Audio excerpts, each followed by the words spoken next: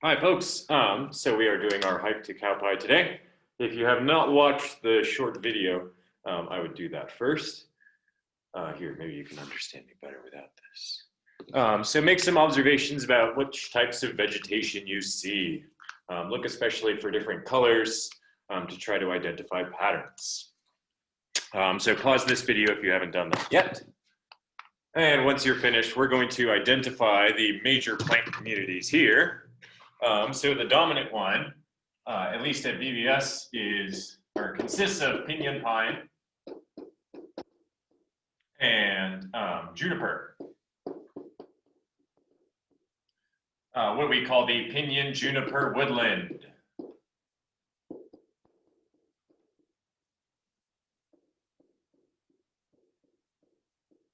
Perhaps you may have also noticed some yellow trees down along the bottom of one of those pictures. Maybe also some brownish trees. Perhaps you're aware that that's near Oak Creek. So that is what we call the cottonwood willow plant community. And perhaps you remember seeing a cottonwood on campus, those nice big leaves. Or if you've actually been to Cottonwood, there are lots of cottonwood trees there. So cottonwood willow forest. And in the last picture, you probably can't see super well, but up in Flagstaff, we actually have a totally different community. Perhaps you know they are ponderosa pine forests. Whoops, P-O-N-D-E-R, ponderosa.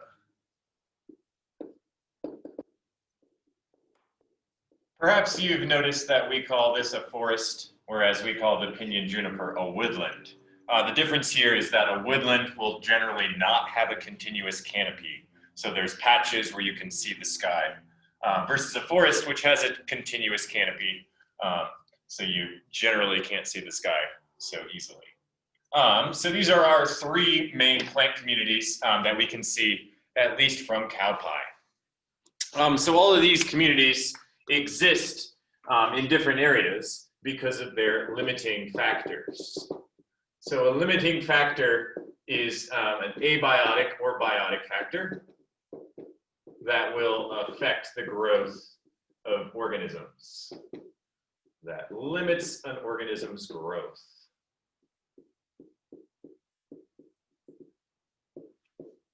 So these limiting factors can take a lot of different forms. Some abiotic factors might be temperature, for example. It's a little bit cooler in Flagstaff, so ponderosa pine forests will generally grow up there. This could be related to altitude. There tends to be more sunlight as you go up in elevation. That UV light is a limiting factor. This could be affected by precipitation or moisture. So of course, deserts are affected by the amount of precipitation. But of course, moisture or water in general could play a role. So we noticed that the cottonwood willows existed primarily along Oak Creek, and that's because water is a huge limiting factor for cottonwoods. They cannot live in dry areas, so they really rely on that moisture. This could have to do with soil type or soil composition. So Ocotillo, perhaps you've seen those, they're the really cool ones that kind of look like this, sort of like a fire coming up. They generally grow in really poor acidic soils. So that's a limiting factor for them. Or actually, it's not as much a limiting factor for Ocotillo as it is for other organisms, which is why you find Ocotillo in poorer soils. So all of these limiting factors will affect the types of ecosystems that we find. Whoops. Oh geez, let me pause this and erase the board.